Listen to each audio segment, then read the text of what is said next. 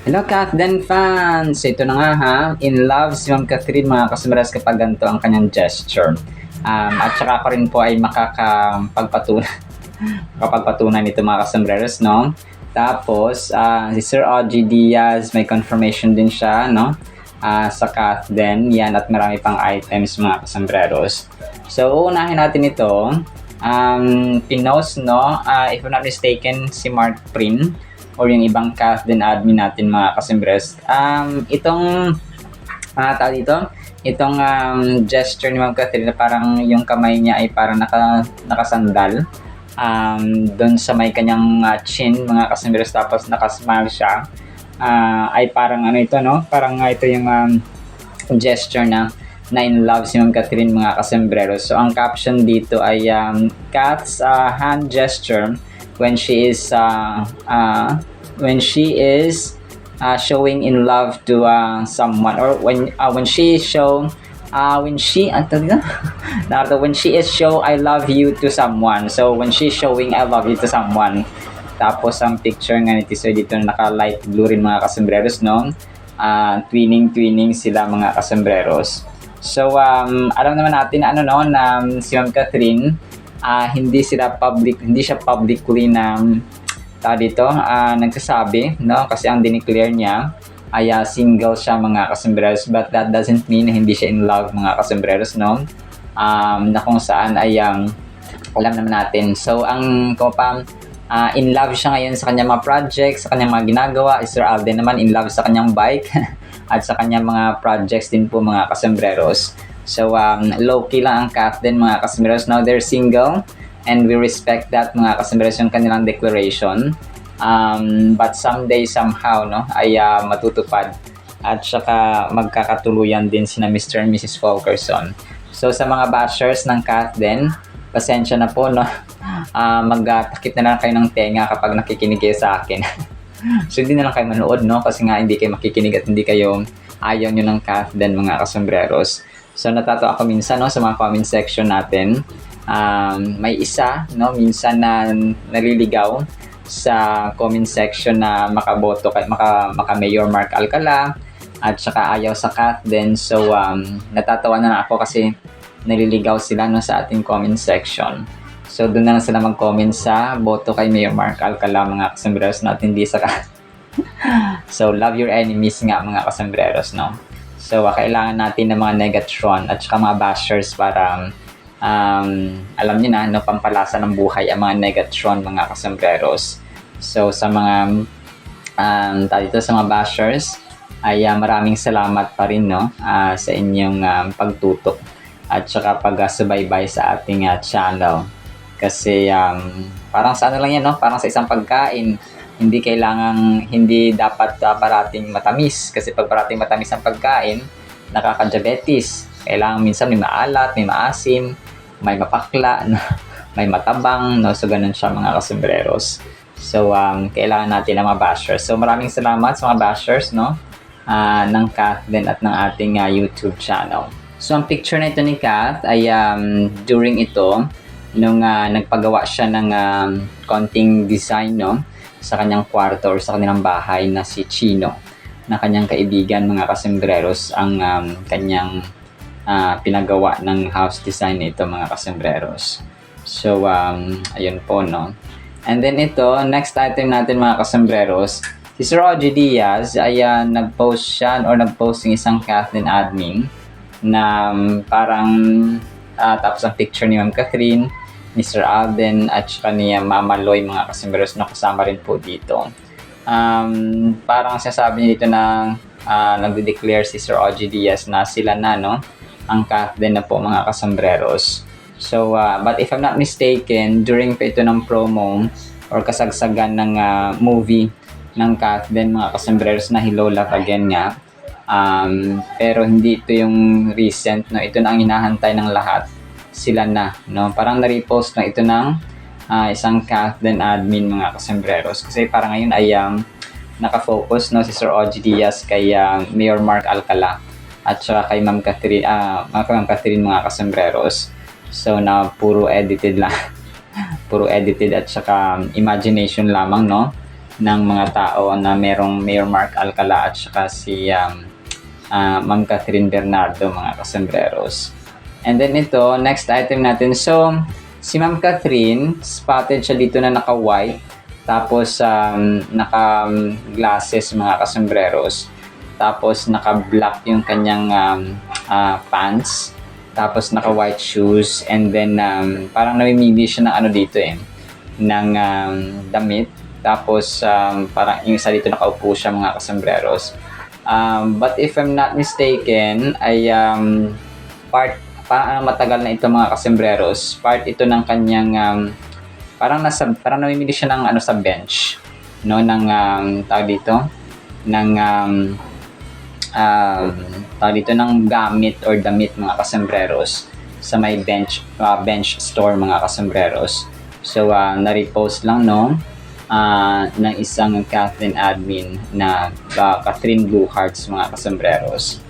And then ito, next item natin. So parang kinumpile na ano na ang cute nito kasi parang nagiging magkamukha ang Catherine dito sa mga anggulong ito, na kung saan ay parang naka light green or light blues yung Catherine dito, na parang mahangin, mga kasembreros, no?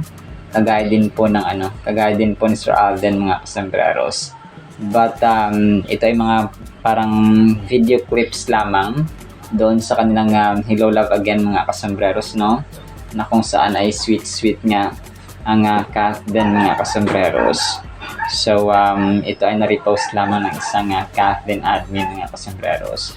And then ito, next item natin. So si Sir Alden nag-post, no, sa kanyang Instagram account, sa kanyang Instagram story, mga kasembreros, na kung saan ay yung picture nila, no, dun sa gabi ng lagim, kasama nga sina Ma'am Jessica Soho, si Martin Del Rosario, at saka si Sanya Lopez, mga kasembreros, na kung saan ito ay post na sa kanyang Instagram account, mga kasembreros, na kung saan ay sobrang nagpapasalamat si Ma'am Jessica Soho sa support ni Sir Alden, mga kasembreros.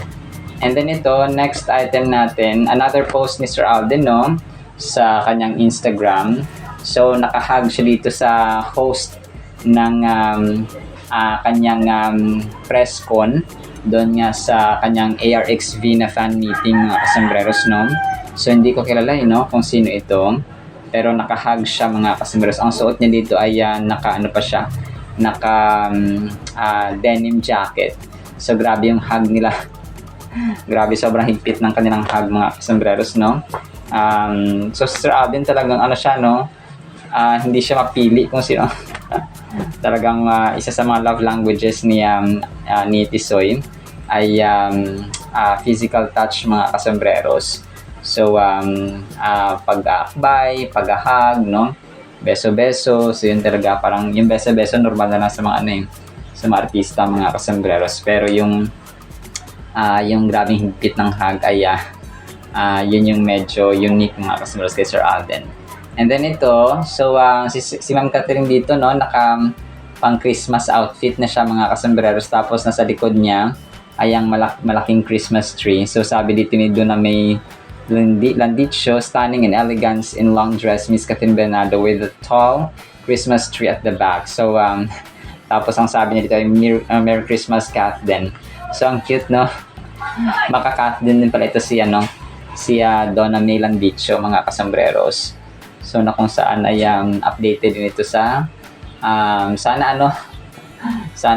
nandito si Sir Alden, mga kasembreros, no, kasi Merry Christmas, Catherine ang nakalagay. Pero si Ma'am Catherine na nandito. Ang ganda ng kanyang outfit, para siyang naka-uniform doon sa Christmas tree na red and white and gold, mga kasembreros, ang kanyang color combination, no.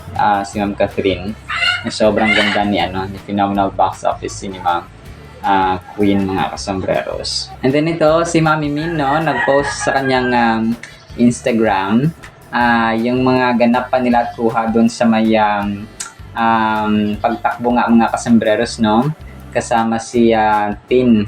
So another fun walk, run. So iba pala ito, mga kasembreros, na hindi ito yung Rexona. So, tumakbo rin pala sila 5 kilometers naman ito mga kasembreros.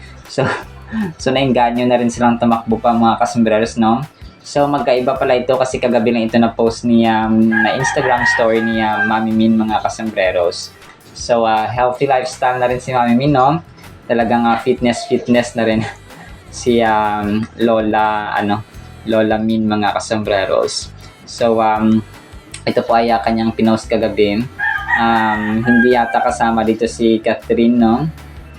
Sa kanilang pagtakbo mga kasembreros. So, kasi ang caption niya dito ay another fun walk and run. So, 5 kilometers naman ito mga kasembreros. So, good job, no? Kaya Mami Min. And then ito, next item natin, si Sir Alden nag-post sa kanyang Instagram ng kanyang another, parang may promo na naman sila, no? Or parang pakulo ngayong Pasko, Pink Peso Pasko, para sa kanyang OxyCure mga kasembreros. So, holiday sale sila. So, ang nakalagay dito ay parang sabi niya, shipping fee online for 99 pesos minimum spend.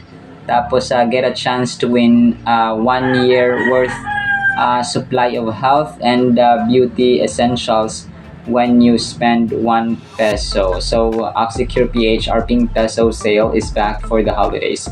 So, grabe, no? Parang isang piso, 1 piso. So, parang siya, parang promo nila ngayong Pasko mga kasembreros sa OxyCure nga na kanyang brand mga customers or brand product. And then ito, last item natin mga kasembreros, na-recall, no, ng isang Catherine admin, itong picture ni na Ma'am Catherine Jenica Garcia at saka ng isang fan doon nga sa victory party nila sa Hello Love Again mga kasembreros. So, cheers si na Ma'am Catherine at saka si Sir Alden dito na meron silang iniinom socialization ng Catherine mga kasembreros. So, meron silang glasses, no, na pang wine, pero parang konti lang yung nakalagay mga kasembreros. So, bawal maglasing bawal maglasing mga kasembreros, no?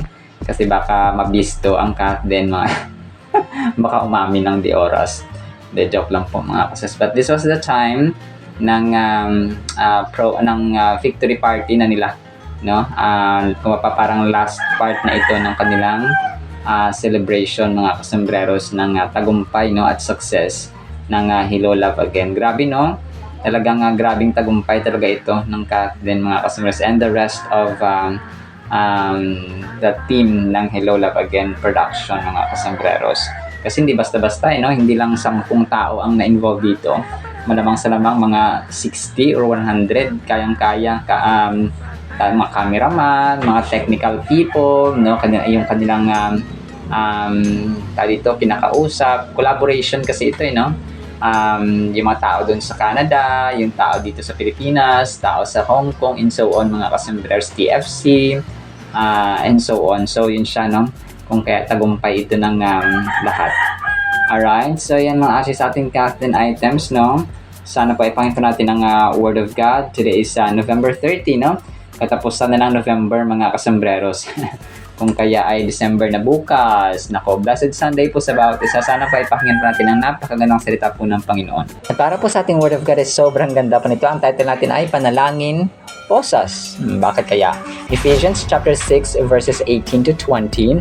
Praying always with all prayer and supplication, ito yan, panalangin, in the Spirit, being watchful to this end with all perseverance and supplication for all the saints.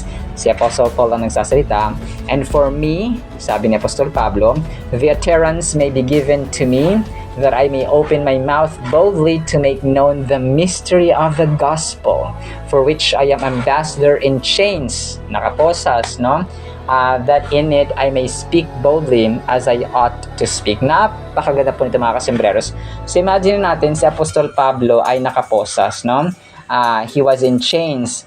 He was imprisoned mga kasembreros because of his faith, because proclaiming that Jesus Christ was God, that He resurrected from the dead, and He will be coming again second time mga kasembreros.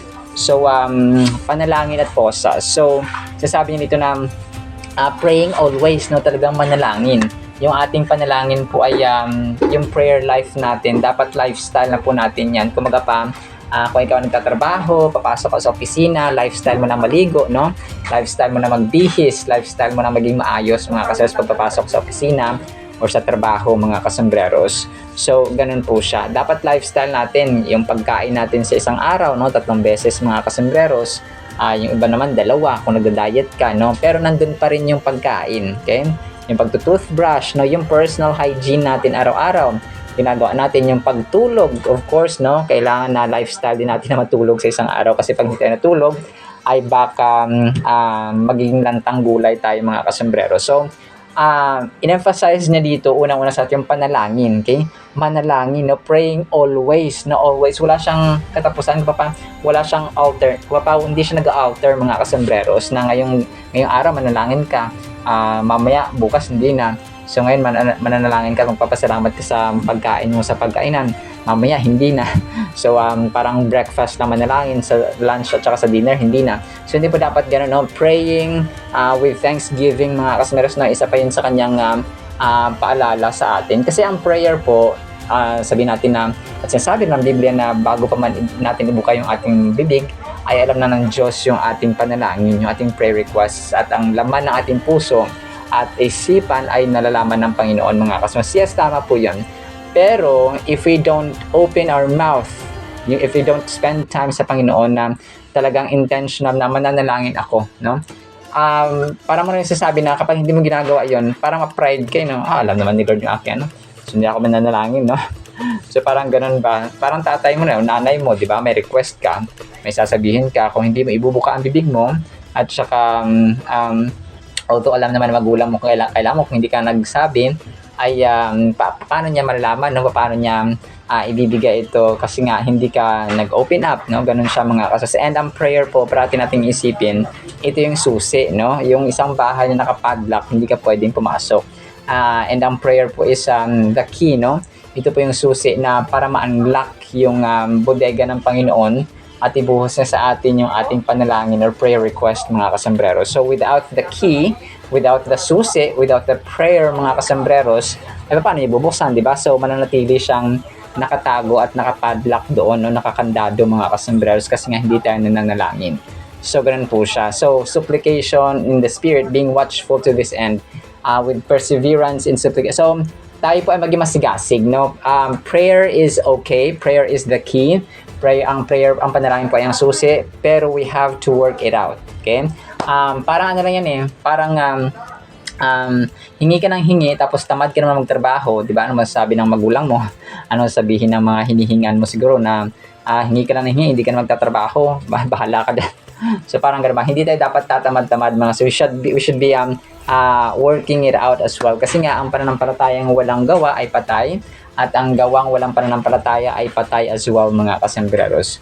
So vice versa. So parati natin tatandaan na yung panalangin din natin hindi lang puro sa sarili natin mga kasembreros. So it's also important to pray for our family, no? Talagang family, yung mga namumuno sa atin, yung mga kapwa natin mga mananampalataya, no, believers sa buong mundo.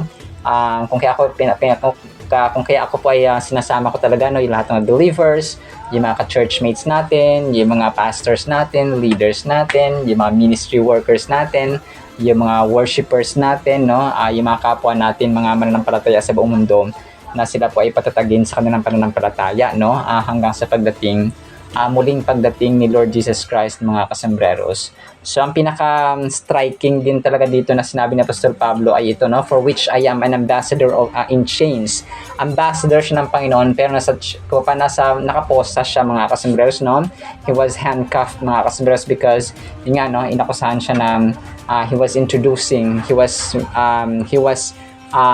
doing locomotions mga kasembreros at saka kaguluhan by introducing a new God, no, si Jesus Christ the Messiah, the Son of the Living God. So bulag lang talaga, no, ang mga leaders at that time na inalaw naman ng Panginoon and pinahintulot niya mga kasembreros to fulfill His promise or the word This verse emphasizes the importance of prayer in the life of a believer when it says to pray in the Spirit. It is reminding us to pray with a reliance on the Holy Spirit's guidance and strength. So, yung panalangin natin mga kasimras, hindi lang siya hapyaw, but we have to pray in spirit. Kumaga pa, lalim ito no? It speaks about depth, no? Yung lalim at saka yung connection natin with the Spirit of God mga kasimras. And yung uri ng prayer na ito, ay hindi lamang siya mechanical recitation ng salita, no? Kasi yung iba, di ba, yung pagpanalangin sila ay paulit-ulit, no? 10 Hail Mary, 10 Hail Mary, 10 Our Father, 20 na Glory Be. So, yun po ay pattern lamang dapat mga kasimres, but not all the time. Kasi, kunwari, hindi siya applicable, no? Kunwari, yung hihingi natin na makapasa tayo sa bar exam. So, hindi naman, the more specific your prayer is, the more it will strike the heart of God mga kasimers. Kasi, ang natin personally, no? Personal connection, personal prayer natin, personal relationship natin sa Panginoon. So, whatever personal agenda or personal happening sa ating buhay, personal events, let's say mag-take ka ng board exam or maglaganap ka ng trabaho. So, specify mo, no? Lord, I'm praying na makahanap ko ng trabaho na angkop sa yung kalooban, no? Ganun siya mga kasembreros. So, kung ako ay nananangin na mag-asawa o may asawa, so yung taong ibibigay mo sa akin ay kalooban mo, Panginoon. So, kasi kapag hindi kalooban ng Panginoon, ang tendency ay maghihiwalay din na. So, ganun. So, maraming events sa buhay natin, no? Makapasa sa exam, no? Makapasa sa, or makahanap ng pagkain or ng food, no, ng provision and so on mga kasembreros. So makauwi galing sa trabaho ng safe, no, specific prayers mga kasembreros. So yun ang gusto ng ating Panginoon, because yung mga yun ay from the heart talaga, kasi nga pangangailangan mo yun. So yun siya mga kasembreros. So makapanganak sana ng maayos yung aking misis, depende sa ating situations mga kasembreros. Kung kaya the more the specific your prayer is, the more that God is listening. By praying in this way, we tap into the power and wisdom of the Holy Spirit, enabling us to bring our needs, desires, and praises before God in a way that is pleasing to Him. So nga, sabi natin, mas pleasing, mas nagagalak at nalulugod ang Panginoon sa mga gantong uri ng prayer requests mga kasembreros. And yun nga, nagbabalatin siya dito na maging watchful tayo, no? Maging maalam tayo, maging mapagmatsyag, no? Kasi nga maraming mga false information, false doctrine, false servants of God, mga kasembreros na ginagamit ng salita ng Panginoon in order to deceive other people. So in conclusion, the passage from Ephesians serves as a timeless reminder of the importance of prayer, vigilance, and boldness in the life of a believer. Let us heed Paul's exhortation, integrating these practices into our daily lives, supporting one another through prayer, and fearlessly sharing our faith with the world around us. So, ganun siya mga. So, it's also important to share your testimony, yung mga experience mo, nakabutihan at kadakilaan ng Panginoon sa ating buhay mga kasembreros. Kasi araw-araw meron tayong challenges sa trabaho, sa eskwela, sa family, no? Sa loob ng bahay pa lang, madaming mga challenges mga kasembreros. Sino maghuhugas ng plato? Sino magluluto? So yung pagluluto kasi talaga daily routine na talaga natin yan mga kasembreros. So kung wala magluluto, wala makakain. So kung wala makakain, walang mahuhugasan. So parang inuuto lang tayo, no? Huwag ka nang kumain kasi para walang hugasan. So joke lang po mga kasembreros, sabi ni biro ko naman po kayo. Ganun po, no, napakaganda nito. Ito yung ating mga tarang kapupulutan din ng aral at saka example mga kasembreros, no? Panalangin posas. So yun siya mga. Si Apostle Paul nga, di ba, nakaposas na nga siya, pero i-share the gospel. So how much more tayo na hindi tayo nakaposas, malaya tayo, no? Post din tayo ng, sana yung yung pinopost ko sa comment section na verse mismo ay sinishare din natin sa ating mga Facebook or social media accounts mga kasembreros. So, ayun po siya. Alright, so para lahat tayo ay pakabahagi ba sa kaharian ng Panginoon, sharing the gospel of hope, love, faith, joy, patience, etc. Alright, sinama sa ating word of God, ha? Ipapulaan po tayo ng pag-ibig, pananampalataya, pag-asa, no? At saka prayer life talaga mga kasembreros sa ating buhay. Gawin nating daily agenda or daily routine ang panalangin sa lahat ng pagkakataon, season at instances ng ating buhay. In the mighty name of Jesus we pray. Amen and amen. See you sa next time. Paalam po.